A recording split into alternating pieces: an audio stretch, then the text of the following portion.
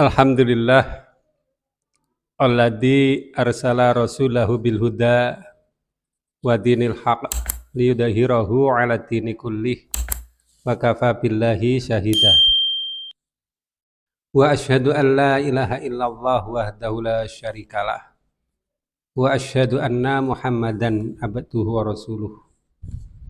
Ya ayyuhalladzina amanuttaqullaha haqqa tuqatihi wa la tamutunna illa wa antum muslimun. Allahumma sholli ala Muhammad wa ala alihi wa sahbihi wa man tabi'ahum bi ihsani ila yaumil qiyamah, amma ba'd. Ma'asyiral muslimin rahimakumullah.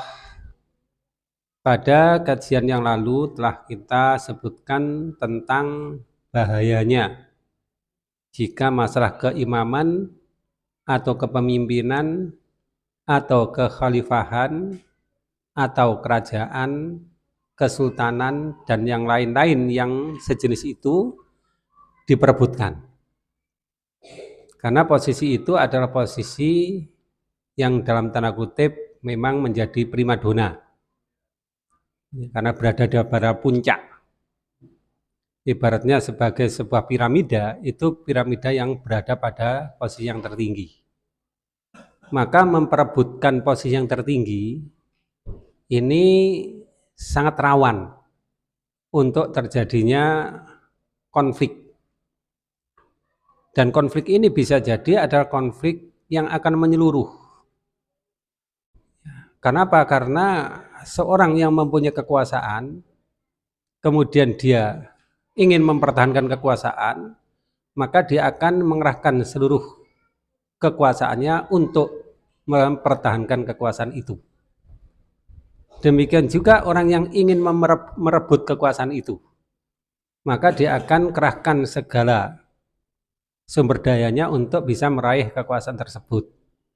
Sehingga adalah sangat berbahaya jika masalah kekuasaan itu menjadi barang yang diperebutkan. Dalam sejarah telah kita jumpai bahwa perebutan kekuasaan yang terjadi pada pemimpin-pemimpin dunia ini tidak jarang membawa korban yang sangat besar, bahkan berdarah-darah. Ya. Kita melihat pada kondisi di negeri Indonesia misalnya, perubahan kekuasaan dari Orde Lama menjadi Orde Baru dengan membawa korban yang luar biasa banyak. Yang konon menurut sebuah sumber itu bisa mencapai 3 jutaan orang. Itu nyawa manusia. Ya. Ada yang menghitung kira-kira ya sekitar 1 juta orang. Tapi berapapun jumlahnya itu ukurannya tetap juta. Dan nyawa manusia itu sesungguhnya adalah barang yang paling berhak untuk dipertahankan. Jangan sampai ada darah yang tumpah secara sia-sia.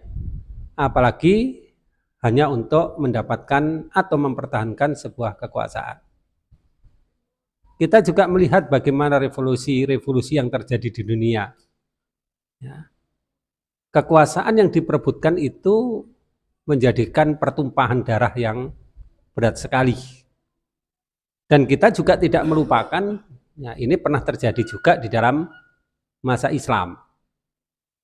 Ketika terjadi peralihan antara Khulafaur Rasyidin dengan atau menuju Bani Umayyah, maka kita melihat juga darah tumpah demikian besar sekali. Ya, peperangan demi peperangan terjadi. Yang terkenal di antaranya adalah perang Siffin, kemudian perang Nahrawan, ya, menumpahkan darah umat muslimin yang dibilang tidak bisa, ya, dalam jumlah sedikit, sangat banyak. Dan itu adalah orang-orang yang utama. Ya. Demikian juga ketika terjadi perpindahan dari Bani Umayyah menuju Abbasiyah, maka menghasilkan sesuatu yang sangat mengerikan. Tumpahnya darah dari sekian banyak manusia itu terjadi. Makanya Islam memberi aturan yang sebenarnya sangat baik di dalam hal ini. di mana kekuasaan itu bukan sesuatu yang diperebutkan. Mungkin contoh yang paling tepat di dalam hal ini, ya ini contoh khusus ya, Rasulullah SAW. Ya, itu boleh dikatakan ya yang paling ideal ya, atas penunjukan wahyu. Hanya saja itu memang tidak bisa diulang. Walaupun ya, Rasulullah SAW ditunjuk dengan wahyu, tapi toh ternyata ada yang nggak nerima juga dan berusaha kan untuk merebut dari Rasulullah SAW. Ya, walaupun tidak atas nama sebagaimana merebut kekuasaan, tapi merasa pengaruhnya kalah dengan pengaruh Rasulullah. Akhirnya dia pun juga tidak menerima dakwah Rasulullah. Seperti halnya Al-Walid bin Al-Mughirah. Ya, dia kan merasa bahwa seharusnya yang jadi penguasa adalah dirinya. Karena kabilahnya terbesar, ya terkuat, terkaya, terbanyak jumlah anggotanya. Mestinya yang punya hak untuk itu adalah dirinya. Nah ini sudah muncullah konflik, ya. Karena apa? Ada posisi yang tertinggi tadi. Namun keberadaan Rasulullah SAW sebagai pemimpin umat manusia, pemimpin para nabi, ini tidak bisa digugat oleh dalil-dalil manusia. Karena pengangkatan beliau itu memang secara langsung dari wahyu yang Allah telah tetapkan. Kemudian setelah beliau wafat, ya, beliau tidak menunjuk siapa penggantinya. Ya, akhirnya kaum muslimin bermusyawarah. Dan sebelum terjadi permusyawarah tersebut kan juga hampir terjadi ya, clash senjata antara Muhajirin dan Ansor. Karena masing-masing pihak menginginkan kekuasaan itu ada pada dirinya. Muhajirin ingin Muhajirin yang menjadi pemimpin, Ansor ingin agar di antara mereka yang jadi pemimpin. Namun hal itu bisa diatasi dengan sangat bagus oleh Umar bin Khattab sehingga pertentangan dan pertumpahan darah tidak terjadi. Kemudian masa berikutnya ini adalah menunjukkan masa-masa keindahan di dalam mengangkat seorang pemimpin tertinggi umat muslimin, yaitu bagaimana proses suksesi bisa berjalan dengan sangat baik ya, ketika Abu Bakar menunjuk kepada Umar sebagai penggantinya. Tidak menimbulkan konflik, tidak menimbulkan pertumpahan darah. Walaupun ya secara manusiawi ya mungkin ada yang puas, ada yang tidak puas. Ada yang senang, ada yang tidak senang, itu manusiawi. Karena kehidupan manusia memang ya seperti itu adanya. Tapi proses ini kan berlangsung dengan sangat baik dan tidak ada konflik. Ya, apalagi sampai menumpahkan darah-darah. Kemudian demikian juga ketika Umar menjelang wafatnya, beliau menunjuk 6 orang anggota Dewan Formatur.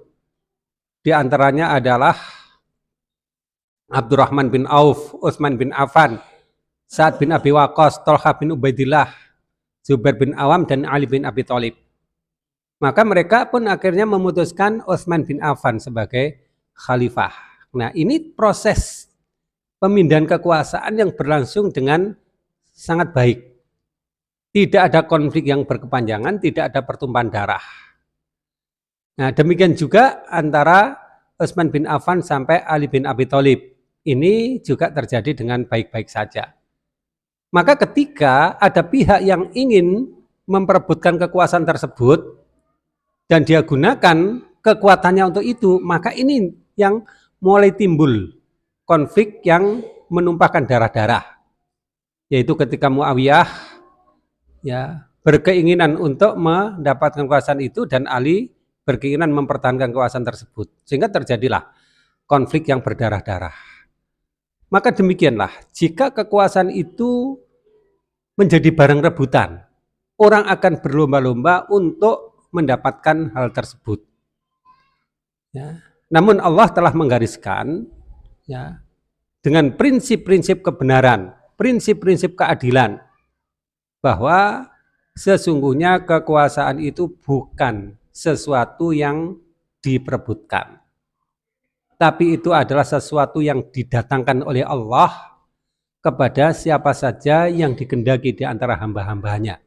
Sehingga hendaklah manusia menyadari tentang itu dan tidak perlu manusia itu memperebutkan kekuasaan. Ya, namun karena sifat manusia itu memang seperti itu, ada naluri yang kuat untuk berkuasa, maka ketika iman tidak mampu menjadi penghalang mereka berkuasa, akhirnya mereka pun mengerahkan hawa nafsunya, menurutkan hawa nafsunya untuk meraih apa yang diinginkan itu dengan tanpa segan untuk mengorbankan apapun, termasuk diantaranya adalah korban darah. Padahal Islam telah menjaga darah manusia itu dengan sebuah ayat bahwa man qatala nafsan bighairi nafsin aw fasadun fil ardi ka'annama qatalan nasa jami'an. Barang siapa yang membunuh satu jiwa bukan karena jiwa itu membunuh orang lain sehingga dia perlu dikisos, dan bukan pula karena dia membuat kerusakan, maka sesungguhnya seakan-akan dia membunuh manusia semuanya. Maka inilah kita harus berhati-hati tentang masalah kekuasaan tersebut. Karena yang diperebutkan ini benar-benar adalah sebuah primadona, ya, sebuah perkara yang sangat menarik. Maka demikian juga kalau kita lihat, ya, perebutan kekuasaan dimanapun di dunia ini pasti akan menimbulkan ya pertumpahan darah. Ya, katakanlah kalau kita melihat pada kasus yang juga terjadi di sini, bagaimana ya NII ya, berusaha untuk mengganti kekuasaan dari republik menjadi negara Islam, korbannya juga darah. Di tempat-tempat lain juga demikian. Beberapa waktu yang lalu kita mendengar ada ISIS yang mendeklarasikan khilafah, ya akhirnya korbannya adalah darah-darah, gitu ya, dan terusnya akan seperti itu. Maka dengan ayat Allah dan jika kita imani, maka ini akan mengerem kepada siapapun yang berkuasa bahwa sesungguhnya kekuasaan itu hanyalah sesuatu yang ya, dikehendaki oleh Allah untuk didatangkan kepada siapa saja di antara hamba-hambanya yang Dia kehendaki, baik itu dari kalangan orang-orang muslim maupun orang-orang kafir. Jadi hendaklah manusia menyadari tentang itu. Wallahu yu'ti mulkahu mayyasha, dan Allah lah yang mendatangkan kekuasaannya kepada siapa saja yang Dia kehendaki tanpa perlu manusia itu berebut di dalam kekuasaan tersebut. Demikian juga Allah mengatakan tentang kekuasaan yang diraih oleh Nabi Daud, itu bukan karena Nabi Daud berusaha untuk mendapatkannya, apalagi dengan cara-cara yang tidak benar, tetapi Allah lah yang mendatangkan kekuasaan itu kepadanya. Kata Allah, wa atahullahul mulka wal hikmata wa 'allamahu mimma yasha. Dan Allah telah mendatangkan kepadanya kekuasaan atau kerajaan dan hikmah, ya, dan mengajarkan kepadanya apa-apa yang dia tidak ketahui, ya. Demikian pula disebutkan oleh Allah di dalam surat Al-Imran, qulillahumma malikal mulk, wahai raja dari seluruh kerajaan, tu'til mulka man tasya, engkaulah yang mendatangkan kerajaan kepada siapa saja yang kau kehendaki, wa tanzi'ul mulka mimman tasya, dan engkau pun yang mencabut kerajaan dari siapa saja yang kau kehendaki. Jadi itu mutlak berada di tangan Allah. Demikian juga Ibrahim juga disebutkan, wa qad ataina ala Ibrahimal kitaba wal hikmah wa atainahul mulkan adiman. Dan sungguh kami telah mendatangkan kepada keluarga Ibrahim Alkitab dan Al-Hikmah, dan kami telah mendatangkan kepada mereka kerajaan yang sangat besar. Nah, ini juga disebutkan dengan kata ata, Allah mendatangkan kerajaan itu.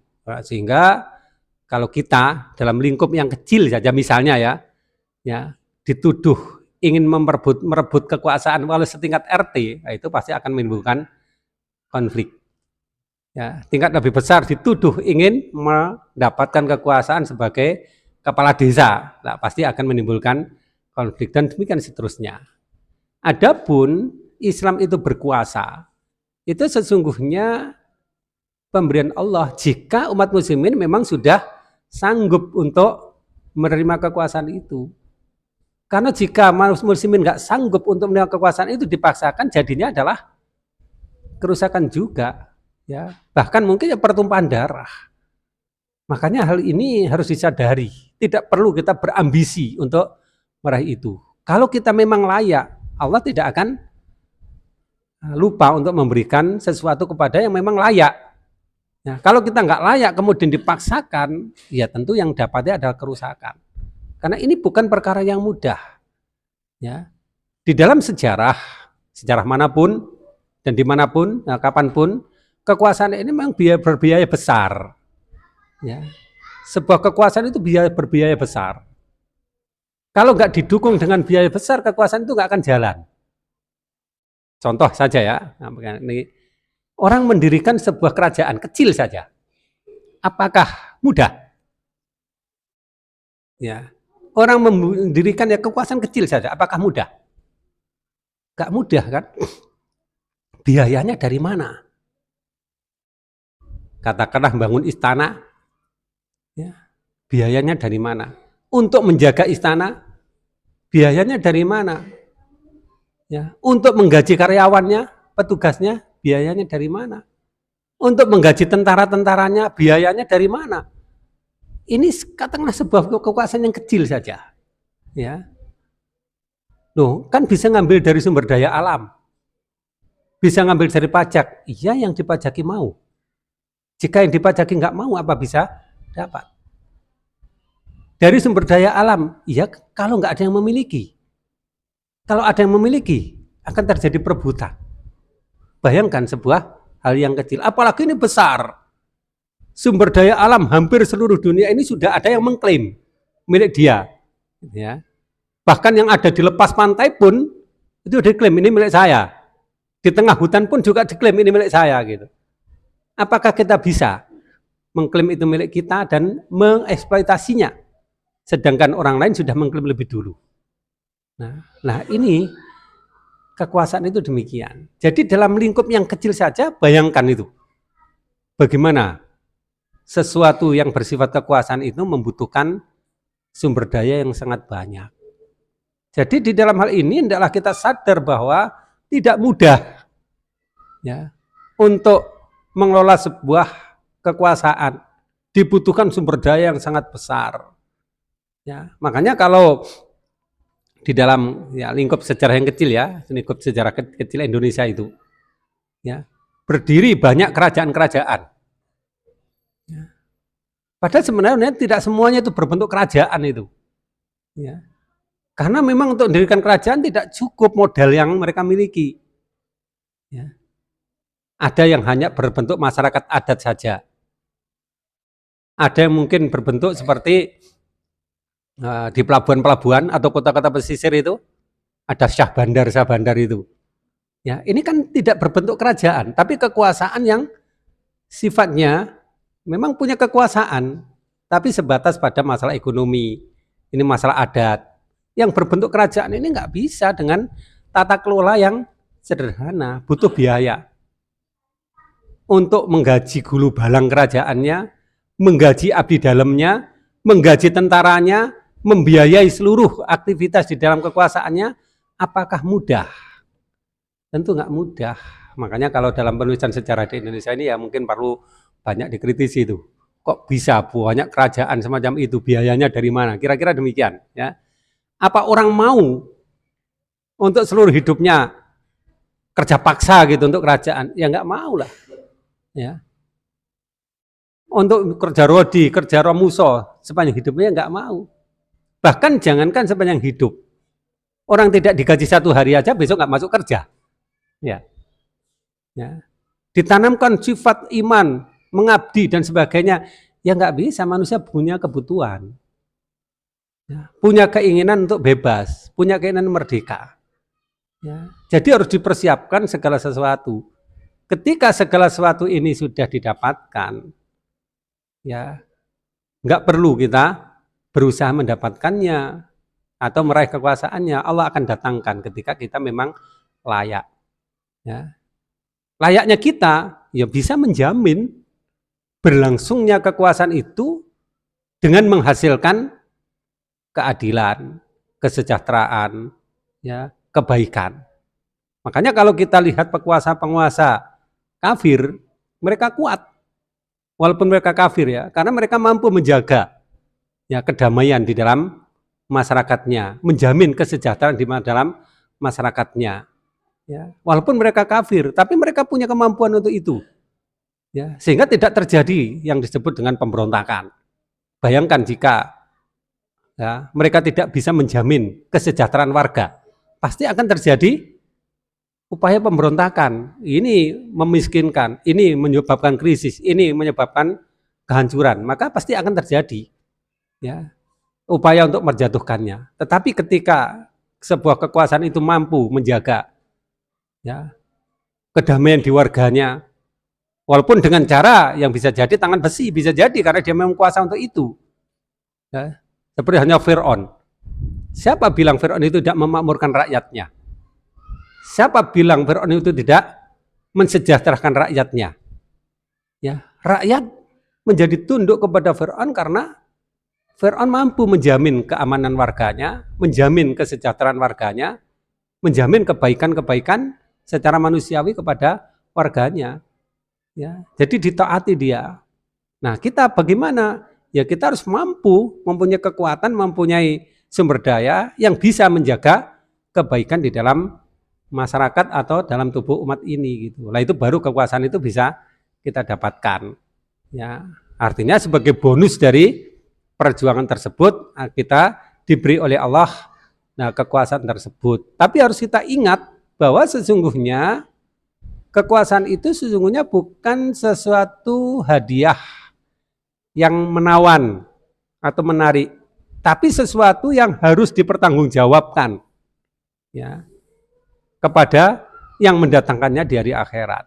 Dan ini yang lebih berat. Ya, kenapa? Kalau kita lihat contoh sedikit saja ya dari apa yang terjadi pada masa Umar bin Khattab.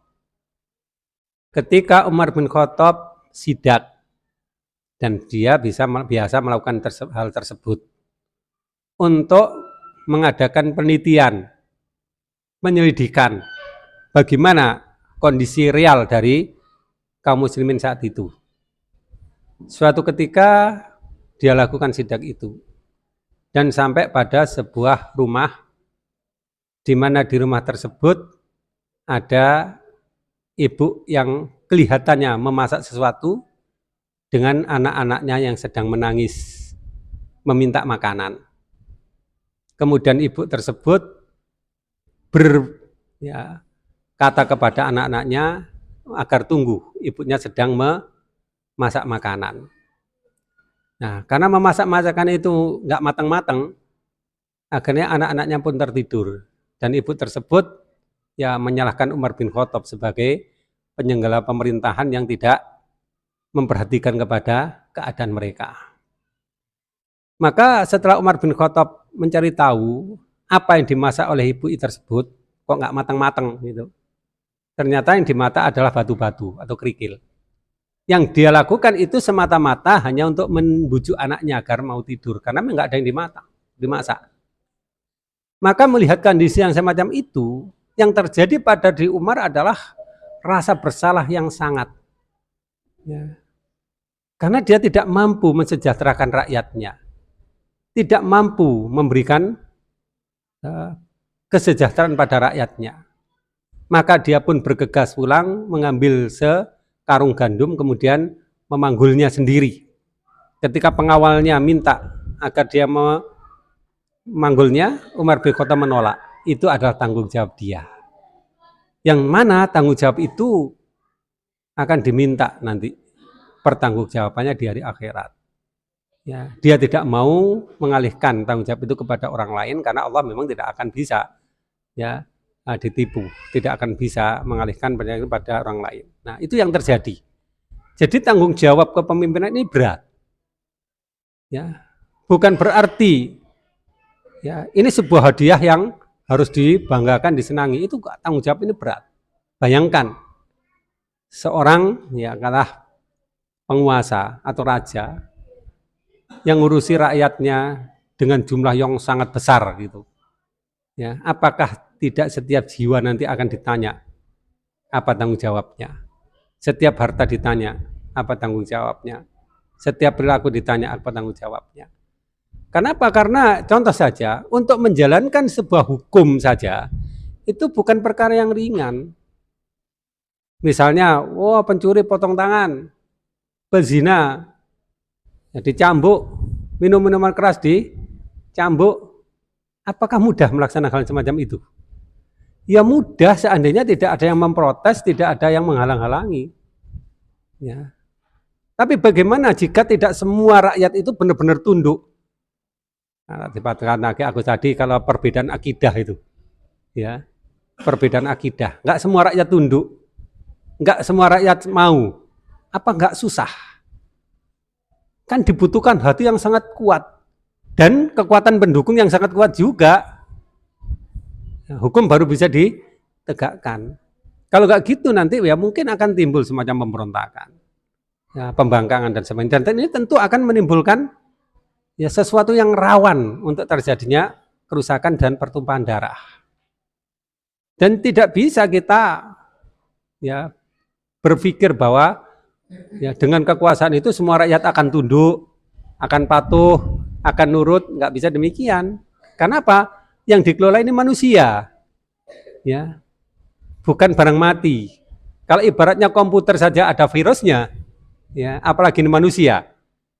Tentu tidak semua orang akan tunduk begitu saja.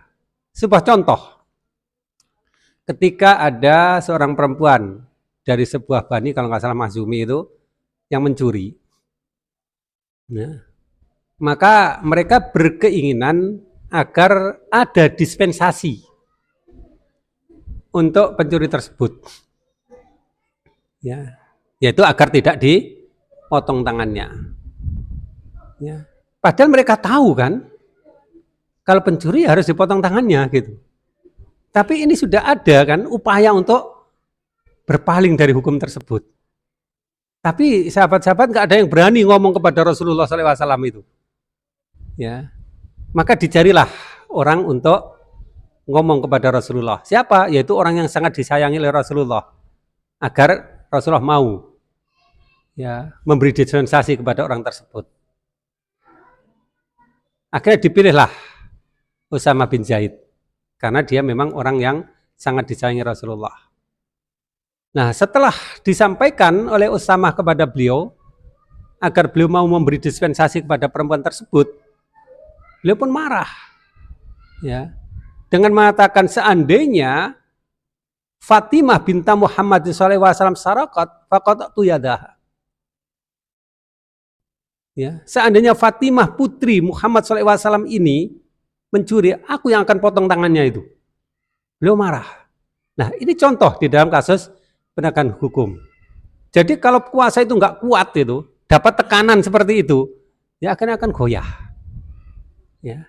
Ketika dia goyah nggak menjalankan hukum Allah, ya tentu itu menjadi tanggung jawab kan nanti di hari akhirat itu. Akan menjadi tanggung jawab di hari akhirat. Jadi kalau bayangan kita itu nggak mudah untuk mengelola sebuah kekuasaan itu. Memang harus orang kuat.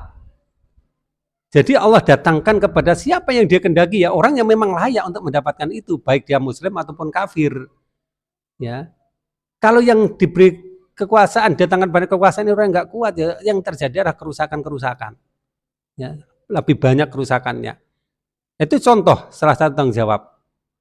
Nah, karena yang mengajukan ini adalah sebuah bani, sebuah kabilah yang kuat, ini kan memberi tekanan sebenarnya.